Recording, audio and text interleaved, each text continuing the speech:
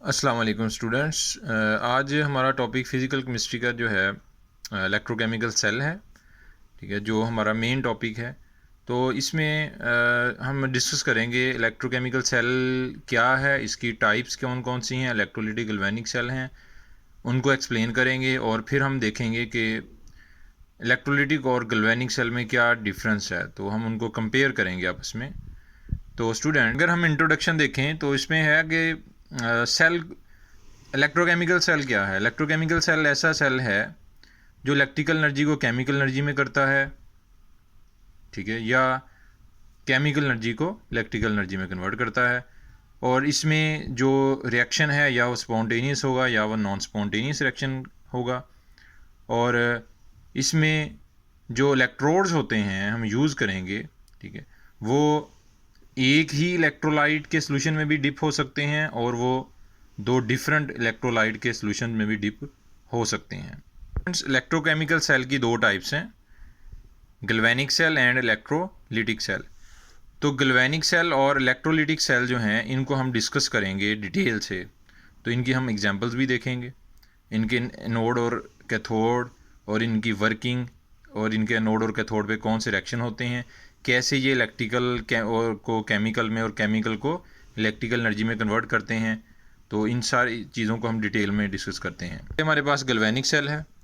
Galvanic cell क्या है कि an electrochemical cell which converts chemical energy into electrical energy by a spontaneous reaction. तो student, इसके अंदर जो गैल्वेनिक सेल होता है ये केमिकल एनर्जी को इलेक्ट्रिकल एनर्जी में कन्वर्ट करता है, स्पॉन्टेनियस रिएक्शन होता है और इसमें हमें किसी बैटरी की ज़रूरत नहीं, और हम कोई भी इलेक्ट्रिकल सोर्स जो है वो एक्सटर्नल कोई भी इलेक्ट्रिक सोर्स, एनर्जी सोर्स हम यूज़ नहीं करेंगे और ये खुद ब खुद रिएक्शन होता है। तो गैल्वेनिक सेल क्या है, कैसे वर्किंग करता है, क्या मैकेनिज़्म है इसका, अब हम उसको डिस्कस करते हैं। ये हमारे सामने गैल्वेनिक सेल जो है मौजूद है। तो स्टूडेंट, इसमें हमने क्या करना है, सबसे पहले हमारे पास इसका ये जो हाफ सेल है इसमें हम क्या लेंगे, जिंक सल्फेट लेंगे। 1 मोलर जिंक सल्फेट का हमने सोल्यूशन ले लिया और इसके अंदर हमने जिंक का ही इलेक्ट्रोड डिप कर दिया हुआ है, ठीक है। तो ये हमारे पास जिंक का इलेक्ट्रोड हमने डिप कर दिया किस में, जिंक 1 मोलर जिंक सल्फेट के सोल्यूशन में। तो इधर दूसरी तरफ जो हमारे पास हाफ सेल है इसमें क्या है स्टूडेंट, इसमें हमारे पास कॉपर का इलेक्ट्रोड है और कॉपर के इलेक्ट्रोड को हमने कॉपर सल्फेट के ही 1 मोलर कॉपर सल्फेट के सोल्यूशन में डिप कर दिया।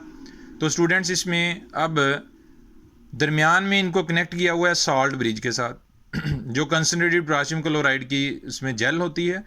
तो स्टूडेंट, ये क्या करता है सॉल्ट ब्रिज, इसका फंक्शन ये है, पिछले टॉपिक में हमने थोड़ा सा इसको डिस्कस किया था कि ये दोनों सेल्स में, हाफ सेल्स में कोई चार्ज अगर एक्यूमुलेट होना चाहेगा तो ये उसको एक्यूमुलेट होने नहीं देगा।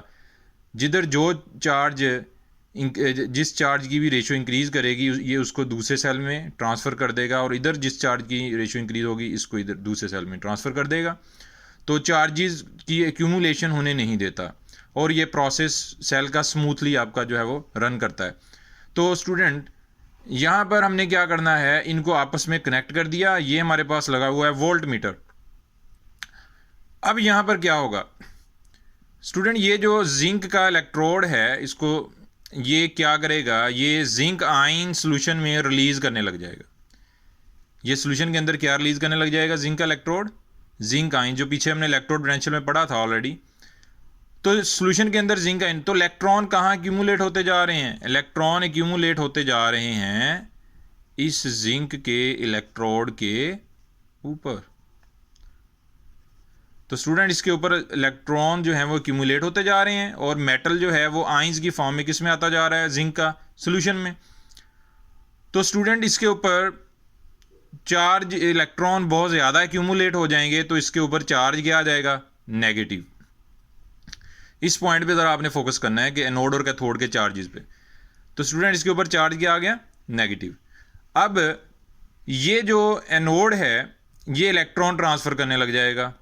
ये इलेक्ट्रॉन किसको ट्रांसफ़र करने लग गया, कैथोड को, क्योंकि कॉपर है, कॉपर की इलेक्ट्रॉन गेनिंग पावर जो होती है वो जिंक से ज़्यादा होती है। तो जिंक लूज़ करेगा, कॉपर गेन करेगा।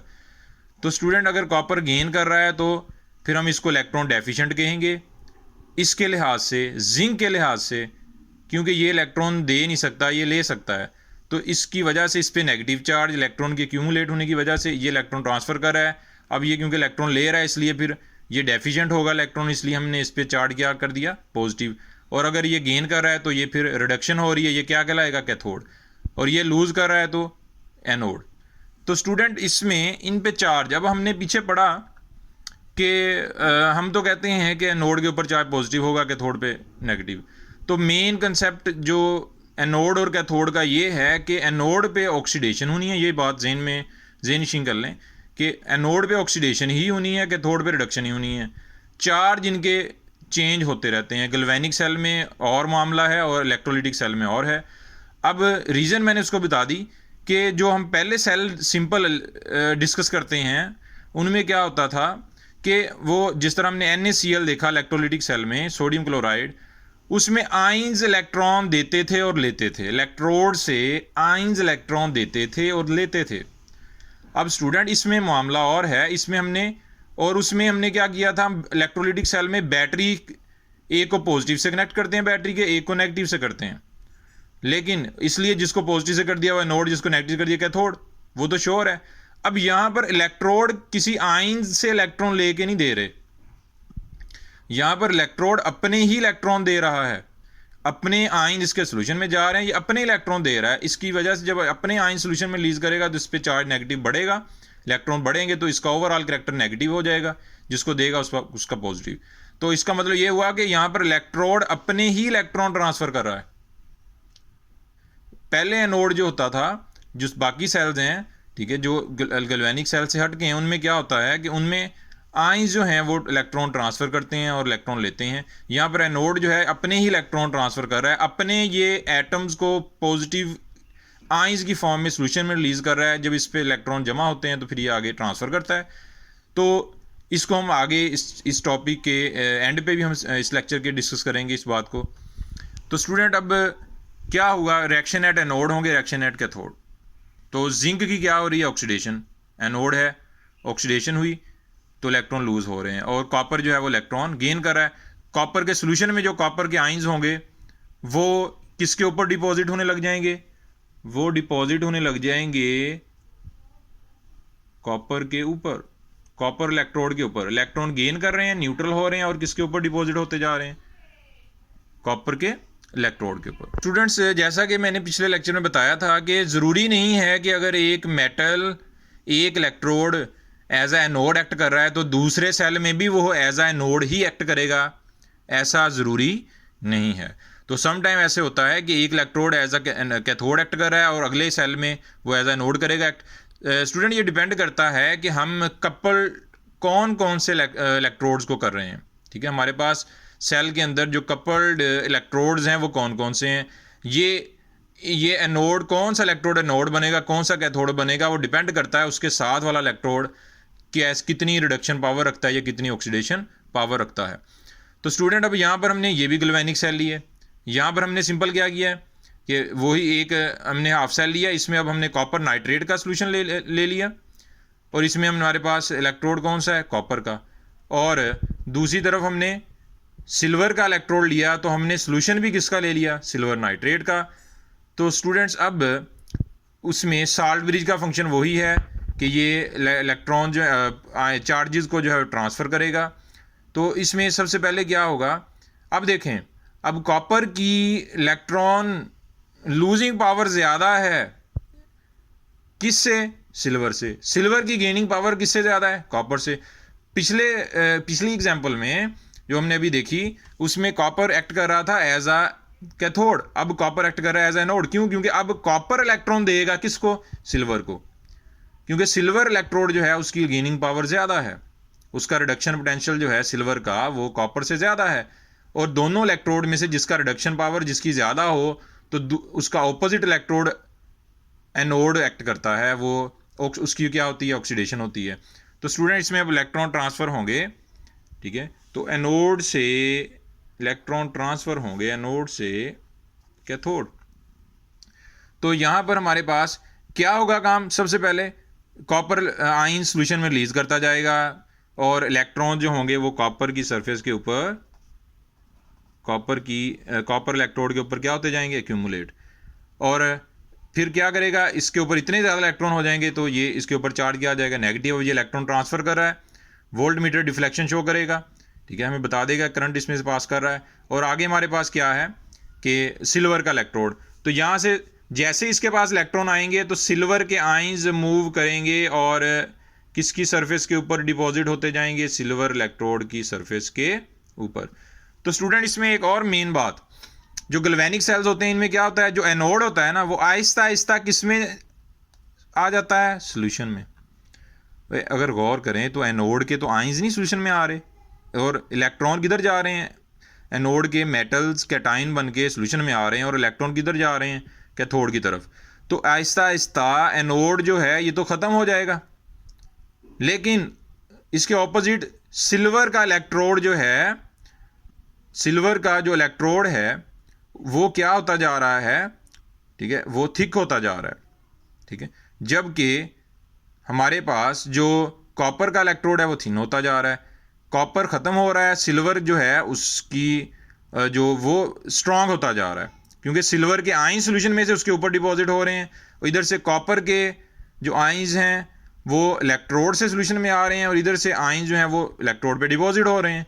तो स्टूडेंट इसमें और गौर करें तो इसके अंदर कौन सा आयन कौन से आयंस की रेशो बढ़ रही है, कॉपर के आयंस की, क्योंकि मेटल का इलेक्ट्रोड कॉपर आयन सोल्यूशन में दे रहा है, बढ़ते जा रहे हैं और इलेक्ट्रॉन ट्रांसफ़र होते जा रहे हैं।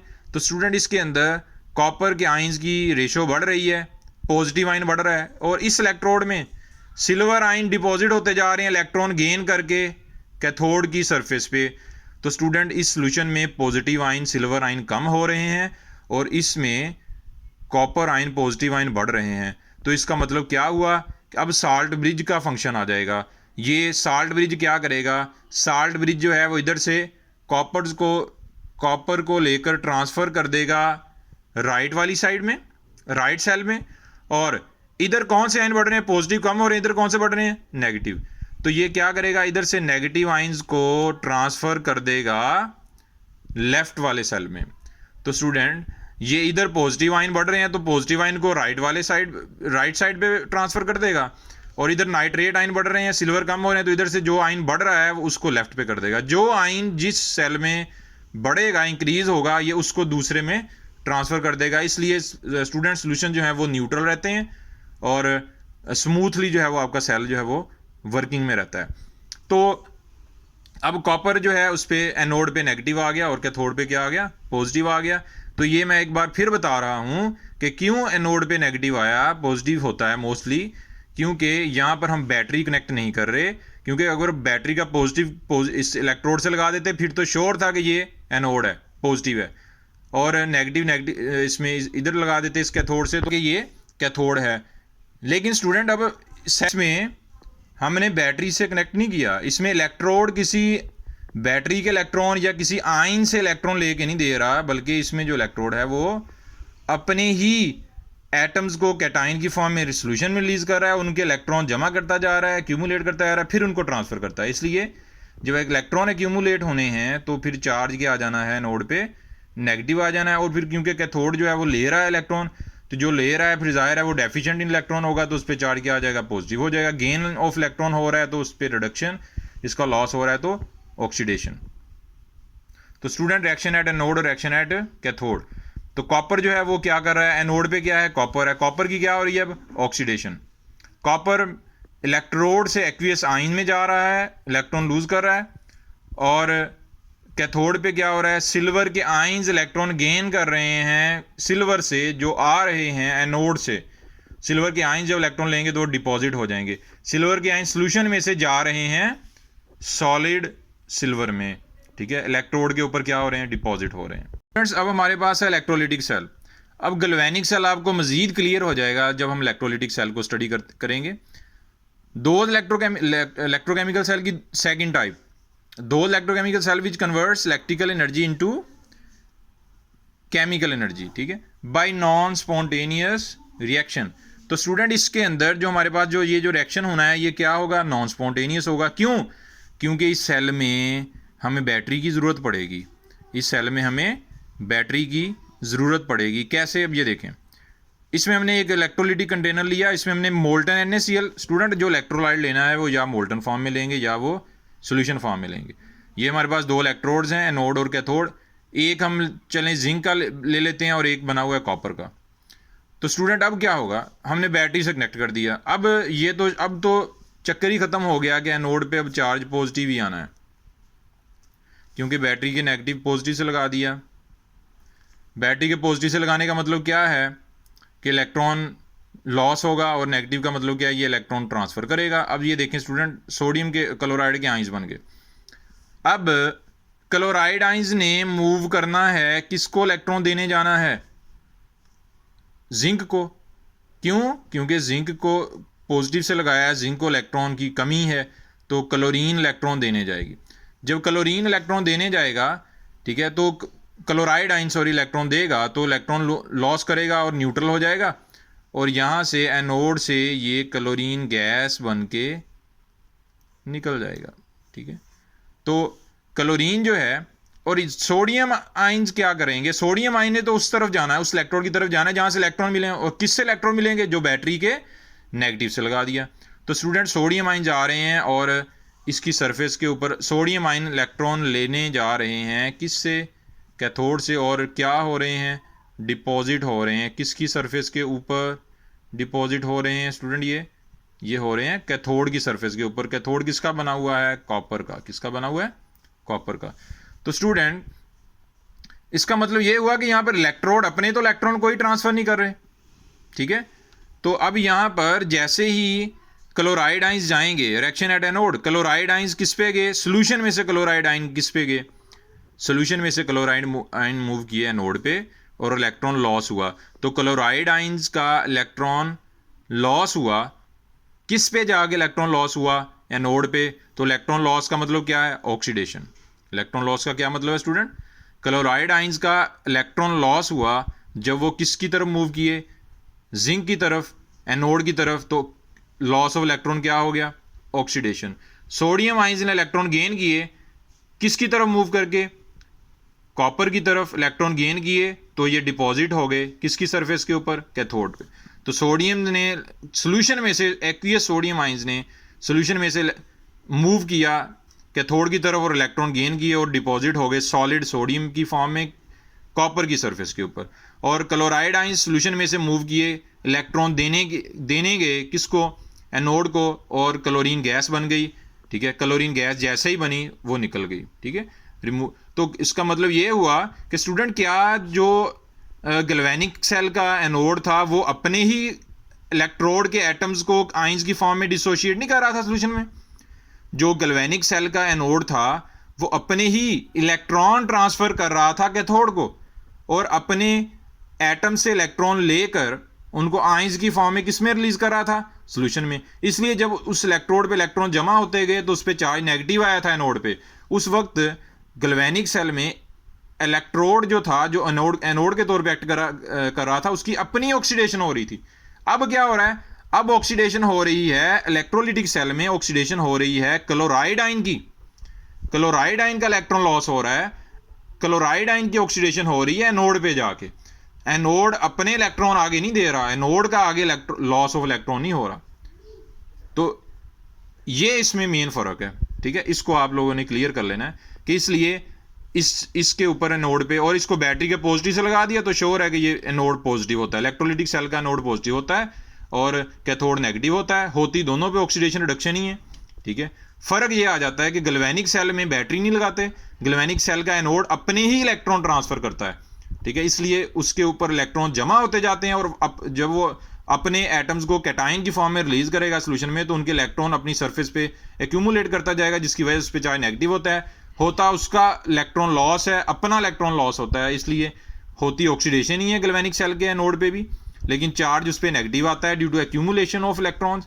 और इसके ऊपर इलेक्ट्रोलिटिक सेल में जो हमारे पास एनोड होता है वो उसके ऊपर भी ऑक्सीडेशन ही होती है, लेकिन उसका अपना इलेक्ट्रॉन लॉस नहीं होता, बल्कि आइंस उसके ऊपर जाके इलेक्ट्रॉन लॉस करते हैं, तो इलेक्ट्रॉन लूज करते हैं। तो स्टूडेंट रिएक्शन एट एनोड और रिएक्शन एट कैथोड हो गए।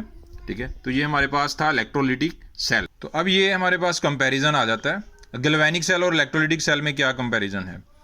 तो स्टूडेंट मेन तो एक तो ये आ गया कि chemical energy is converted into electrical energy galvanic cell में, जबकि इलेक्ट्रोलिटिक सेल में क्या होता है, electrical energy is converted into chemical energy. यहाँ पर इलेक्ट्रोलिटिक सेल में हमने बैटरी से कनेक्ट किया तो आयंस ने मूव करना स्टार्ट किया। जब हमने बैटरी से कनेक्ट किया इलेक्ट्रोलिटिक सेल को, तब आयंस ऑपोजिट इलेक्ट्रोड्स की तरफ मूव करना उन्होंने स्टार्ट किया, तो उनको केमिकल एनर्जी मिली। ठीक है, इलेक्ट्रिकल एनर्जी केमिकल एनर्जी में गई। अगर हम बैटरी से कनेक्ट ना करते तो आयंस ऑपोजिट इलेक्ट्रोड्स की तरफ मूव ना करते तो किसी भी तरह की इलेक्ट्रिकल कंडक्शन या इलेक्ट्रोलिटिक कंडक्शन ना होती। फ्रेंड्स, जबकि गैल्वेनिक सेल में जो इलेक्ट्रोलाइट्स होते हैं वो अपनी ही पोटेंशियल एनर्जी को जो उनमें स्टोर होती है उसी को वो अपनी पोटेंशियल एनर्जी को कन्वर्ट करते हैं, वो डिसोशिएट हो गया आयंस में केमिकल एनर्जी में। वो केमिकल एनर्जी की जो है वो फिर आगे इलेक्ट्रिकल एनर्जी में कन्वर्ट हो जाती है। गैल्वेनिक सेल में जो रिएक्शन हो रहा है स्पॉन्टेनियस हो रहा है, खुद ब खुद हो रहा है, उसमें हम कोई भी किसी तरह का इलेक्ट्रिकल जो है वो सोर्स उसने नहीं दे रहे, बैटरी नहीं कनेक्ट कर रहे। और जबकि electrolytic cell non spontaneous reaction है। We need a salt bridge. Galvanic cell में साल्ट ब्रिज लगाते हैं। सेल में स्टूडेंट हमें साल्ट ब्रिज की जरूरत क्यों पड़ती है? क्योंकि एक तरफ पॉजिटिव आयन बढ़ रहे होते हैं, एक तरफ नेगेटिव आयन बढ़ रहे होते हैं, जिसकी वजह से उनको लेफ्ट राइट ट्रांसफर करके हमने दोनों सॉल्यूशंस को क्या रखना होता है, न्यूट्रल रखना होता है। इलेक्ट्रोलिटिक सेल में इस तरह का कोई इशू नहीं होता, क्योंकि इसमें हमारे पास सेल ही एक होता है, इसके कोई दो पार्ट्स होते ही नहीं है। तो स्टूडेंट्स, फोर्थ पॉइंट है the electrode at which oxygen takes place is called anode and vice versa. तो स्टूडेंट यहाँ पर उस चीज़ को निगलेक्ट कर दिया गया कि एनोड और कैथोड, एनोड पे पॉजिटिव होगा कैथोड पे नेगेटिव होगा, ये नहीं हमने देखना। हमने देखना है कि ऑक्सीडेशन किस पे हो रही है। तो गैल्वेनिक सेल में जस्ट ये देखना है कि ऑक्सीडेशन किस पे हो रही है, जिस इलेक्ट्रोड पे ऑक्सीडेशन हो रही है स्टूडेंट वो क्या है, एनोड है। और एनोड पे गैल्वेनिक सेल के एनोड पे चार्ज नेगेटिव होता है। ठीक है, तो हमने चार्ज के चक्कर में नहीं पड़ना है एनोड और कैथोड के। हमने देखना क्या है कि हमने देखना है गैल्वेनिक सेल में ऑक्सीडेशन किस पे हो रही है। और जब कि इलेक्ट्रोड जो हमारे पास इलेक्ट्रोलिटिक सेल का है वो तो स्टूडेंट श्योर है कि जो बैटरी के पॉजिटिव से लग गया वो एनोड है, जो बैटरी के नेगेटिव से लग गया वो कैथोड है। तो two electrodes can set up in a solution of the same और डिफरेंट इलेक्ट्रोलाइट।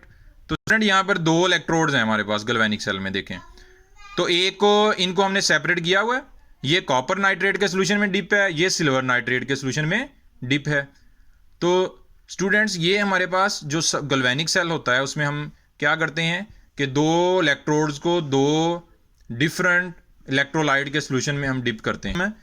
सेम इलेक्ट्रोलाइट या इलेक्ट्रोलाइट दोनों में सेम रख के भी इनको डिप कर सकते हैं। मतलब ये है कि इन इलेक्ट्रोड्स को हमने सेपरेट रखना है एक दूसरे से। Two electrodes are set up in a same electrolytic solution. तो स्टूडेंट्स, इलेक्ट्रोलिटिक सेल है उसमें हम क्या करते हैं कि हमारे पास एक ही इलेक्ट्रोलिटिक सॉल्यूशन के अंदर दोनों इलेक्ट्रोड्स को डिप किया होता है, हमने उनमें सेपरेशन की कोई ज़रूरत नहीं है। कि यहाँ पर हमारे पास एक ही इलेक्ट्रोलिटिक सॉल्यूशन है। किसका इलेक्ट्रोलिटिक सॉल्यूशन है? सोडियम क्लोराइड का। ठीक है, तो इसी का सॉल्यूशन भी हो सकता है, मोल्टन फॉर्म में भी हम इसे ले सकते हैं। तो स्टूडेंट, दोनों इलेक्ट्रोड्स एक ही इलेक्ट्रोलिटिक सॉल्यूशन में डिप हैं और इनमें कोई किसी भी तरह की सेपरेशन की ज़रूरत हमें नहीं है। फ्रेंड्स, ये हमारे पास थे इलेक्ट्रोकेमिकल सेल्स। ठीक है, तो इसमें हमने डिस्कस किया कि इलेक्ट्रोकेमिकल सेल जो होते हैं दो तरह के हैं और उनकी आगे टाइप्स हैं। ठीक है, वो डिपेंड करता है कि कौन सा किस में स्पॉन्टेनियस रिएक्शन हो रहा है, किस में नॉन स्पॉन्टेनियस हो रहा है, कौन इलेक्ट्रिकल को केमिकल में कर रहा है, कौन केमिकल को इलेक्ट्रिकल में कर रहा है। फ्रेंड्स, हमने फिर इनकी फंक्शनिंग देखी। ठीक है, और कि ये वर्क कैसे करते हैं। हमने एक जगह हमने जो गैल्वेनिक सेल में इलेक्ट्रोड लिया, कॉपर को एनोड ले रहे हैं और एक में कॉपर को कैथोड ले रहे हैं और एक में कॉपर जो है वो एज आ एनोड एक्ट कर रहा है। ठीक है, दूसरे में कॉपर जो है वो एज आ कैथोड एक्ट कर रहा है। तो ये हमने को हमने जस्टिफाई किया, एक्सप्लेन किया। तो इसका मतलब ये है कि कोई भी एक इलेक्ट्रोड हर सेल में, गैल्वेनिक सेल में ज़रूरी नहीं है कि एनोड के तौर पे एक्ट करे, बल्कि वो एक जगह अगर एनोड के तौर पे एक्ट कर रहा है तो दूसरी जगह कैथोड के तौर पे भी एक्ट कर सकता है। इलेक्ट्रोलिटिक सेल को स्टडी किया।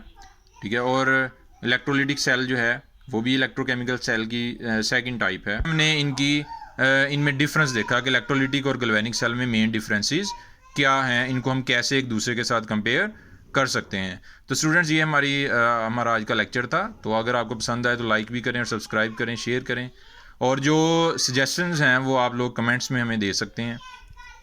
अपना ख्याल रखिएगा। Thank you very much. अल्लाह हाफिज़।